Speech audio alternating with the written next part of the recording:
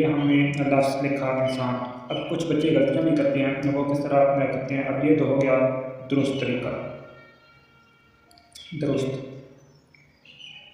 अब कुछ बच्चे गलतियाँ भी करते हैं, तो उसमें बच्चे क्या गलती करते हैं कि अलिफ वो या तो बिल्कुल सीधा डाल देते हैं इस तरह से, या फिर इस तरह से लिख देते हैं।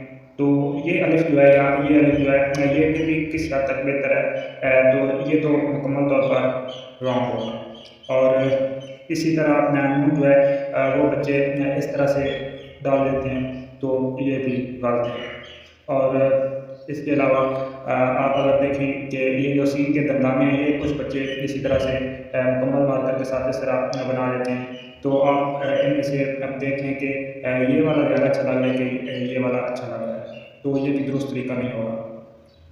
इसके अलावा नून रह गया, तो नून भी कुछ बच्चे या तो मुकम्मल तौर पर इस तरह से बना देते हैं, या फिर नून की एक साइड बहुत ज़्यादा छोटी और एक बड़ी बना देते हैं, या फिर दोनों को ही बराबर बना देते हैं। तो ये जो हैं दुरुस्त तरीके नहीं हैं, और ये दुरुस्त तरीके। तो